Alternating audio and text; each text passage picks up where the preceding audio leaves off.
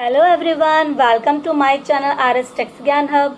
तो दोस्तों, मैं C Rinki Singhal, your tax consultant, आज आपके लिए लेकर आई हूँ TCS से रिलेटेड अमेंडमेंट्स। जैसा कि आप सभी लोग जानते हैं, TCS में अभी रिसेंटली चेंज आ गया है जो आपका 1 अक्टूबर 2020 से एप्लीकेबल होगा।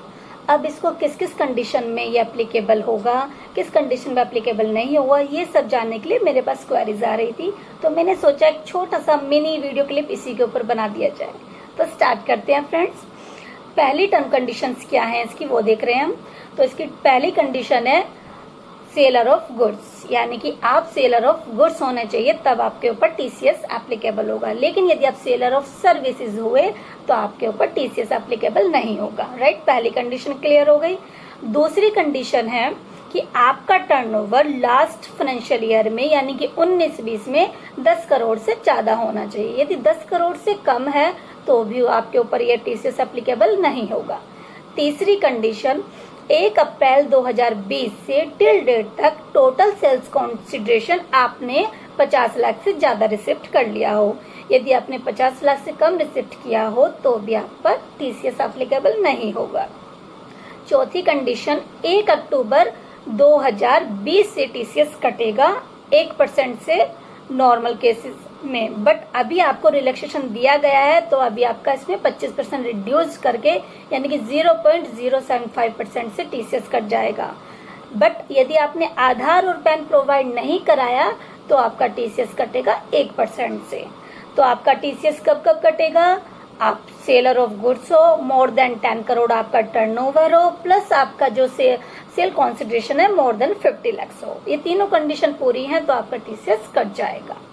TCS कब नहीं कटेगा? पहली कंडीशन, आप सेलर ऑफ सर्विसेज हो, ठीक है, या फिर आपकी जो रिसिप्ट है 1 अक्टूबर 2020 से पहले की जो आपका सेल कॉन्सिडरेशन है वो आपका उस पर TCS नहीं कटेगा। उसके बाद जो भी रिसिप्ट करेंगे उस पर TCS कटेगा।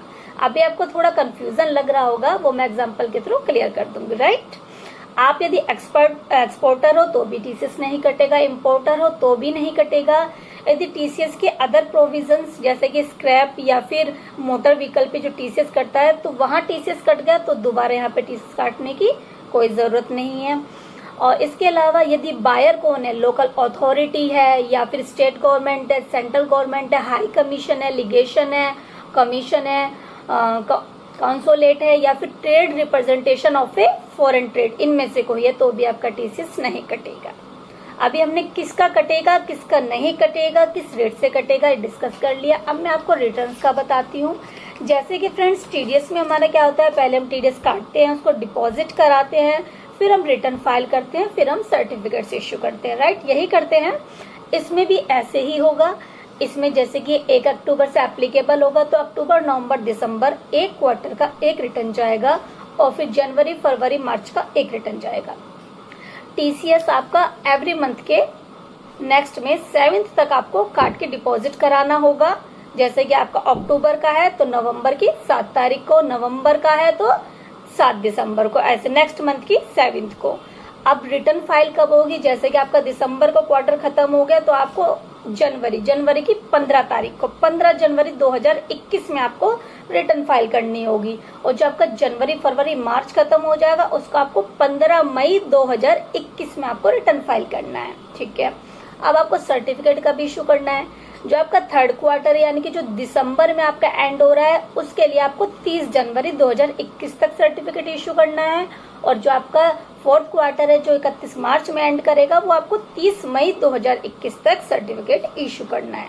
ठीक है, अब मैं कुछ एग्जांपल्स आपको दे रही हूँ जिससे आपको क्लियर। फ्रेंड्स, मैं कुछ एग्जांपल्स आपको बताने जा रही हूँ जिससे आपको और भी ज्यादा क्लियर हो जाएगा। देखिए, एग्जांपल लेते हैं कि A लिमिटेड एक कंपनी है जो गुड्स का सेलर है, B लिमिटेड बायर है। A लिमिटेड ने B लिमिटेड को लास्ट फाइनेंशियल ईयर 19-20 में 9.5 करोड़ की सेल की थी। करंट ईयर 20-21 में उन्होंने इसको 12 करोड़ की सेल कर दी है। अब अप्रैल 20 से सितंबर 20 तक 40 लाख इससे रिसिप्ट हो चुका है और अक्टूबर से टिल डेट तक भी 60 लाख रिसिप्ट हो चुका है। क्या TCS कटेगा? नहीं कटेगा। क्यों नहीं कटेगा? क्योंकि लास्ट ईयर का टर्नओवर 10 करोड़ से कम है। ठीक है, क्लियर, पहली कंडीशन। अब दूसरा एग्जांपल देती हूँ। ए लिमिटेड सेलर गुड्स का, B limited buyer, last financial year का टर्नओवर 12 करोड़ 19-20 का और 20-21 का अभी 9 करोड़ है। ठीक है, तो पहली कंडीशन तो 12 करोड़ पूरा हो गया। अब अप्रैल से सितंबर तक की जो इनकी रिसिप्ट हुई है 40 लाख और अक्टूबर ऑनवर्ड्स रिसिप्ट हुई है 40 लाख। टीसीएस कटेगा? कटेगा।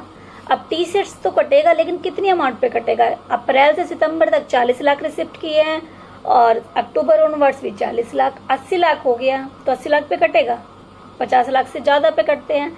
लेकिन एक कंडीशन ये भी थी ना, अक्टूबर ऑनवर्ड्स कटेगा। तो पहले तो हम देखिए कि 40 लाख लेकिन 50 की लिमिट दिया, टोटल कितना हो गया? 80 लैक्स। 80 लैक्स माइनस 50 कितना बचा?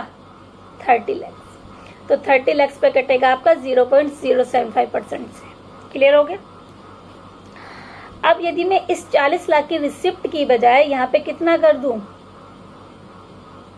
90 लाख कि मान लिया ए लिमिटेड ने कितने का 90 लाख टर्नओवर वही रख रहे हैं हम, 12 करोड़ है और फर्स्ट यानी कि अप्रैल से सितंबर तक इनको 90 लाख की वो रिसिप्ट कर चुके हैं, सेकंड में वो 40 लाख की है। अब क्या होगा?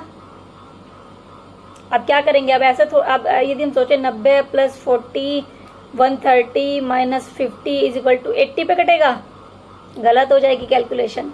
इसलिए सबसे पहले तो ये बात ध्यान में रखना, अक्टूबर से पहले जो रिसिप्ट हो गया उस पे टीसीएस नहीं कटेगा, उसको केवल आप 50 लाख की कंडीशन कैलकुलेट करने के लिए यूज करेंगे। कैसे? जैसे कि अब यहाँ पे हमारा 90 लाख हो गया फर्स्ट में सितंबर तक, 50 लाख की लिमिट तो ऑलरेडी खत्म हो गई क्योंकि वो 90 लाख ऑलरेडी हो चुका रिसिप्ट। नेक्स्ट क्वार्टर में कितना बचा? अक्टूबर ऑनवर्ड्स में 40 लाख, तो सीधा 40 लाख पे आपका क्या हो जाएगा? टीसीएस एप्लीकेबल हो जाएगा। पहले क्या था? 40 लाख हमने कहा था कि फर्स्ट में मिल गया हमें, फर्स्ट पार्ट में, और सेकंड में भी 40, यानी कि अप्रैल से सितंबर में हाफ ईयर में आपको 40 लाख की रिसिप्ट हुई थी और नेक्स्ट में भी 40 की हुई थी। तो हमने देखा था कि पहले में 40 की यानी कि 10 लाख का हमारे पास अभी प्रोविजन बचा हुआ था जो हमें एग्जम्पशन के लिए दिया गया है कि 50 लाख से कम में आपको टीसीएस नहीं कटेगा, तो 10 लाख का बेनिफिट आप ले सकते थे। लेकिन जब ऑलरेडी अप्रैल से सितंबर आपकी मोर देन 50 लाख हो जाएगी तो आपके लिए 50 लाख वाला बेनिफिट्स नहीं रहेगा। फिर तो अक्टूबर ऑनवर्ड्स जितना भी आपका रिसिप्ट होगा उस पर आप टीसीएस कटेगा। ठीक है, क्लियर हो गया? अब देखते हैं, यदि किसी एक्सपोर्टर ने दिया, अब मान लिया ए लिमिटेड क्या है? पूरा 100% एक्सपोर्टर है, तो क्या टीसीएस कटेगा? कितना भी रिसिप्ट कर लो नहीं कटेगा। इम्पोर्टर है तो भी नहीं कटेगा। अब यदि ए लिमिटेड ने किसी लोकल अथॉरिटी को या गवर्नमेंट को माल बेचा तो क्या कटेगा? टीसीएस काटेगा वो? बिल्कुल नहीं कटेगा। और यदि गवर्नमेंट, लोकल अथॉरिटी या सेंट्रल गवर्नमेंट ये यदि किसी को माल बेचे तो नॉर्मल प्रोविजन एप्लीकेबल हो जाएंगे। तो आई होप आपको अच्छे से क्लियर हो गया होगा। ध्यान दीजिए फ्रेंड, ये जो रिसिप्ट कैलकुलेट कर रहे हैं इसमें फ्रेंड्स आपका टीसीएस जो जिस वैल्यू पे कटेगा उसमें आपका लास्ट ईयर का आउटस्टैंडिंग, नेक्स्ट ईयर का एडवांस और करंट ईयर का सेल का वैल्यू इंक्लूडेड जीएसटी उस पर कटेगा। टोटल कैलकुलेट करेंगे 50 लाख। तो आई होप फ्रेंड्स आपको क्लियर हो गया होगा। फिर भी कोई इशू है तो आप कमेंट बॉक्स में कमेंट कर सकते हैं, मैं उसको रिजॉल्व करूंगी। और प्लस आपका कोई सजेशन है या और कोई टॉपिक है वो भी आप मुझे कमेंट बॉक्स में कमेंट कर सकते हैं। अदरवाइज यदि आपको वीडियो पसंद आई है तो उसमें कुछ कॉम्प्लीमेंट भी कर सकते हैं। और वीडियो को लाइक करें, शेयर करें और चैनल अभी तक सब्सक्राइब नहीं किया है तो चैनल को सब्सक्राइब करें। Thank you so much friends, please take care, bye bye.